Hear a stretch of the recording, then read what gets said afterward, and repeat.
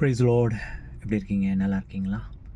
சாம் சங்கீதத்தில் 34:4 ஒரு வசனம் சொல்லுது, கர்த்தரை நான் தேடினேன், அவர் எனக்கு செவி கொடுத்தார், என்னுடைய எல்லா பயத்திற்கும் என்னை நீங்களாக்கினார் என்று எழுதப்பட்டிருக்கு.